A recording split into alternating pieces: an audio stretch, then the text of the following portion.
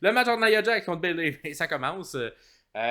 Écoute, et puis c'est toi qui l'as noté, là, on ressort du LNSA qui était excellent. Fait que il était pas mis dans une position facile, deuxième sur la carte, là, les Mhm. filles. Et moi, je crois qu'ils ont relevé le défi avec Je brio. suis d'accord.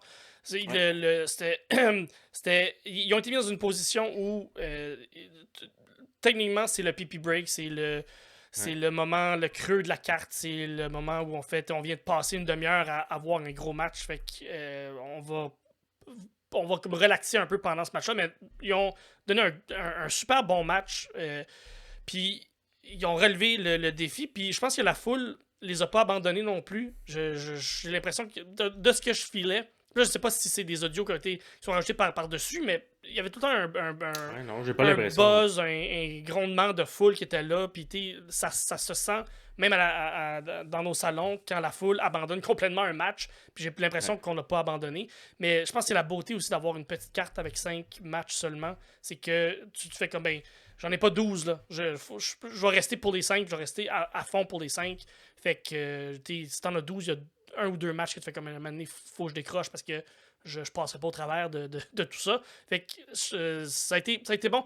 Euh, Puis ça a été un match qui était bien construit quand même. Nia Jax qui commence avec l'offense tout de suite. Tout de suite. C'est elle qui a complètement comment je dirais ça, qui a complètement pris en charge le match, elle a utilisé sa force brute comme powerhouse, puis c'était une clinique de powerhouse 101, comme de faire comme je vais utiliser la force brute pour battre Bailey, parce qu'elle savait que Bailey, elle est techniquement plus habile que elle, fait que je vais essayer tout de suite en partant de la détruire puis d'être violent. Fait que il y a un petit bout au début du match où Naya travaille en heel, fait qu'elle bat Bailey Mhm. comme une bonne heel le fait. Et il y a un moment donné où elle cherche un peu pas l'approbation, elle travaille la foule, elle ralentit un peu le match pour aller chercher du heat. Puis j'ai fait comme tu vas perdre le monde. J'ai eu l'impression que elle l'a fait parce que c'était planifié à ce moment-là de faire comme ben je vais ralentir le match pour aller chercher du heat, pour travailler avec la foule, pour essayer que le retour du babyface ou la levée du babyface soit plus intense. Mais j'avais peur que à perdre la foule. Finalement, ça a quand même bien passé. Et Bailey, c'est comme une bonne babyface, s'est relevée de ça. Elle a fait un dive entre la première et la deuxième corde que j'avais jamais vu Bailey faire, un suicide dive Ouais. complètement. Et pas la meilleure exécution, cependant, Non. d'un dive de cette manière. Ça a comme été. La réception était un petit peu bizarre.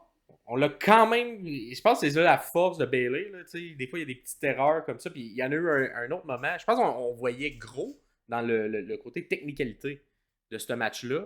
Mais ça l'a pas paru. Mais c'était comme des mini-botches rattrapés Ouais. rapidement. Ça, Ouais. c'en était un. Fait que l'attrapé était pas full de à la bonne place Mais c'est quand on peu s'est pitché. importe, Je sais pas peu si c'est importe Naya qui était l'exécution. pas à la bonne place ou Bailey qui s'est pas lancé à Mais la bonne place. Mais... peu importe l'exécution, j'ai l'impression que c'est ça.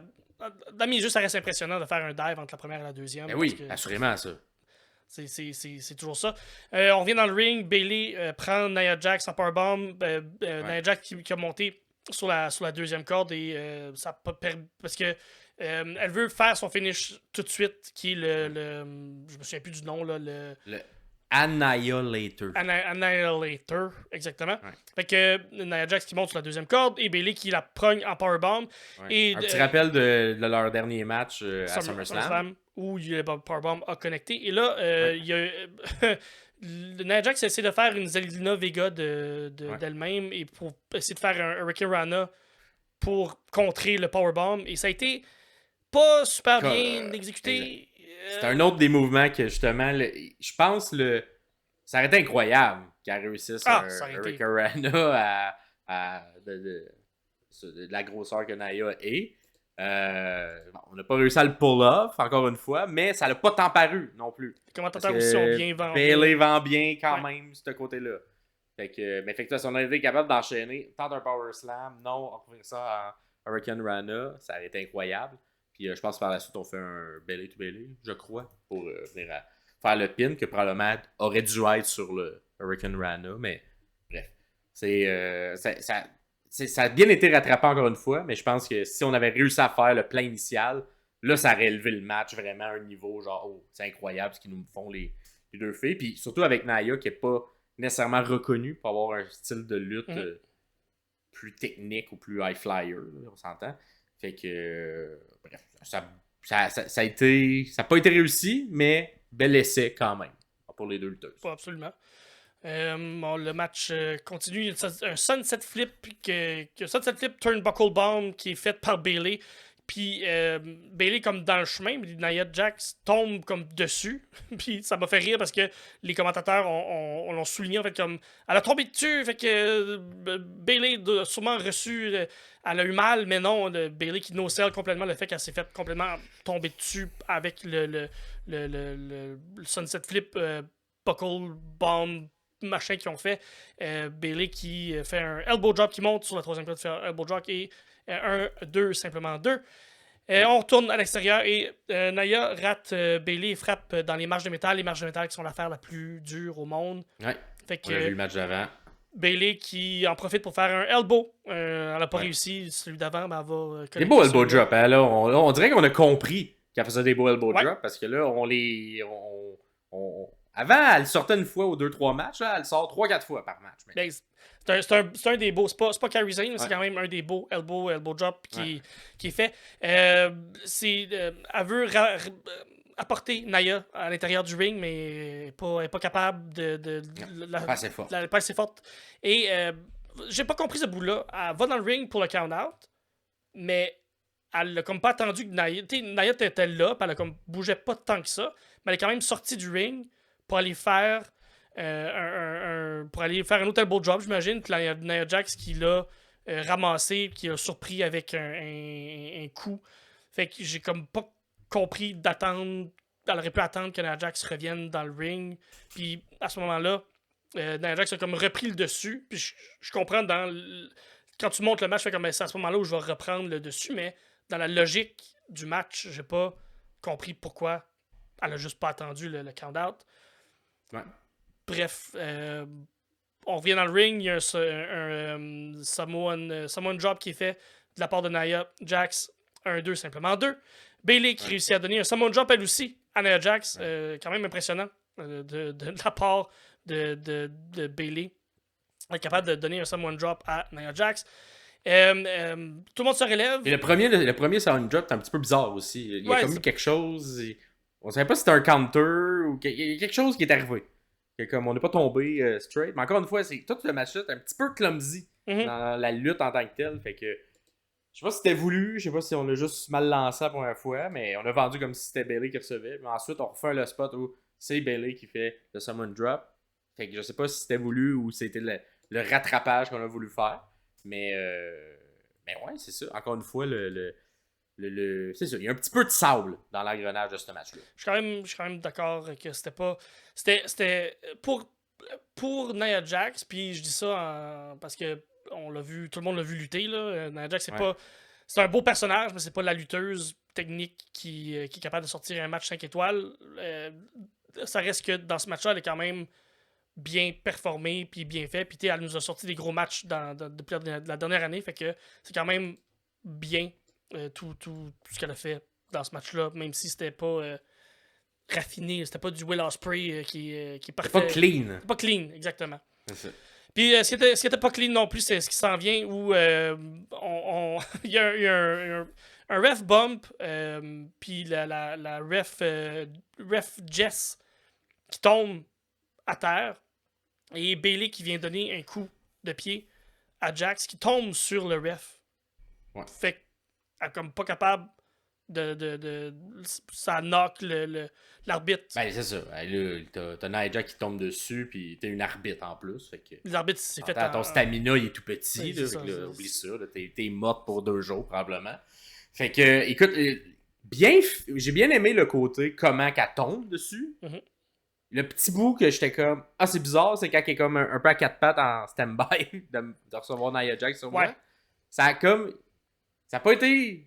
Comme sur le coup, j'étais comme, c'est bizarre, pourquoi il est comme ça? J'ai l'impression que quelque chose s'en vient. Puis là, boum, quelque chose s'est envenu. Mais le coup de pied à Naya qui fait qu'elle perd connaissance, elle tombe dessus, ça c'était bon.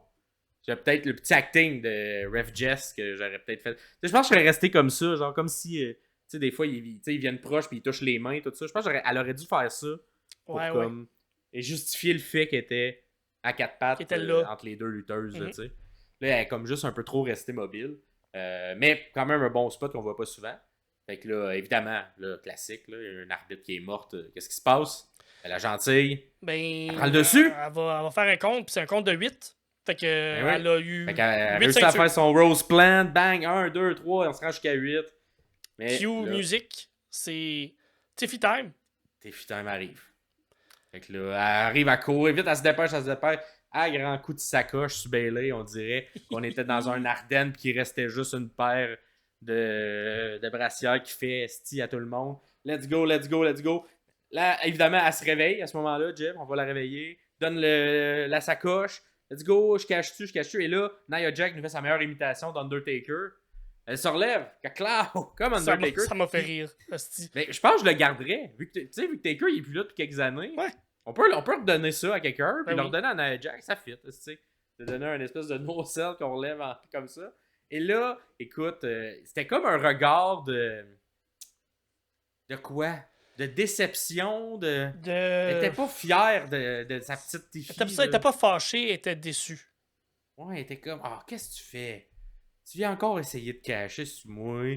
Fait que là, évidemment, Tiffy Time est comme, non, non, c'est pas ça que je voulais faire, je voulais venir t'aider. Mais pendant ce Comme temps-là, ouais, on reprend un petit peu, ben, il revient un peu à ses esprits. Mini offense, mais finalement, Tiffy fait sa job d'allié. Fait que lorsque Bailey est en haut, il lance sa valise. Bailey l'attrape et il relance. Ouais, on joue au ballon avec la sacoche. Mais ça laisse le moment pour Nia Jax de faire un gros Samoan drop. Puis là, ben, la suite a fait son Annihilator pour le compte de 1, 2 et 3. Un match, ouais. Un bon match. C'est un match pay-per-view. Un match PLE quand même. Je le mettrais pas au niveau Raw ou SmackDown. Mais oui, bon. j'ai aimé le match quand même. Parce que ben oui, moi aussi j'ai aimé le match. Je suis pas un fan de Nia Jax en général et de l'avoir travaillé à ce niveau-là, j'apprécie. Je suis content. J'ai aimé, vraiment. Fait que on continue de construire l'histoire de Tiffy. Est-ce qu'elle va cacher éventuellement sur Nia ou pas? Et as-tu cru, toi? Parce que t'avais la prédiction qu'il y avait un cash-in. Non, pas. Tu n'as pas cru qu'elle allait J'ai pas cru. Mon booking, c'est pas réalisé. Non. Non.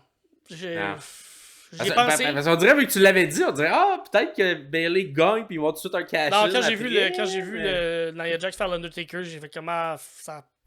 Non, malheureusement, ça va. Ils vont continuer à bâtir cette relation-là où le conflit, je sais pas si ça va être une feud Tiffy Stratton contre Nia Jax qui s'en vient, je sais pas exactement comment ils vont continuer de cette synergie-là, mais j'y croyais pas. Mais ce que j'espère, c'est qu'il y a un petit peu moins de comme dichotomie claire entre quand Tiffy se fait abuser par Nia puis quand Tiffy est méchante et elle se pogne contre tout le monde. Faudrait comme un petit peu plus de nuance, moi, dans le jeu de Tiffany Stratton, parce que je trouve qu'elle arrive tout le temps, comme tu sais si ce segment-là est la victime ou est encore dans son rôle de heel. Il y a comme pas un milieu, il n'y a pas une zone grise qu'elle s'est créée dans son personnage pour faire hey, je peux être quand même méchante, mais quand même avoir l'air d'une victime quand Nia Jax est fâchée contre moi. Fait que je pense que c'est ce qui manque un petit peu à ce personnage-là pour l'instant. Puis on s'entend, elle est toute jeune, fait qu'elle a le temps d'apprendre et de s'améliorer. Mais je trouve que c'est ce que j'aime un petit peu moins, c'est que c'est clair quelle direction on va. Dès que je la vois, dès que les premières 5 secondes je la vois, je fais OK, là, elle va être une méchante qui s'en va contre les Naomi, les Bailey. Ou là, elle est genre babyface, elle va se faire manipuler ou être méchante. Nia va faire quelque chose contre elle. Fait que, mais oui, écoute, encore une fois, j'ai aimé le match, mais on dirait que les petites erreurs ici là m'ont laissé sur ma faim. Fait que. Je comprends. On en parle là, puis là, je réalise en reparlant les petites erreurs, mais sur le coup, en l'écoutant, ça m'a pas tant dérangé Autant que toi, en Ouais. fait, les petites erreurs. Ouais, c'est ça. Fait que, ouais, je peut-être un peu plus under, finalement, que Là, je pense que t'étais juste content qu'il n'y ait plus de japonais qui parlent pendant tes matchs. Ouais, C'est bon, peut-être ce qui se ça. passe. Ouais. Ou un peu en deuil, Est-ce parce que correct? je m'étais attaché à ces personnages-là aussi. Je sais pas. Ouais. Puis on s'enligne vers le prochain match qui est Damien Priest contre Finn Balor. Un match en simple, d'une rivalité qui était peut-être la moins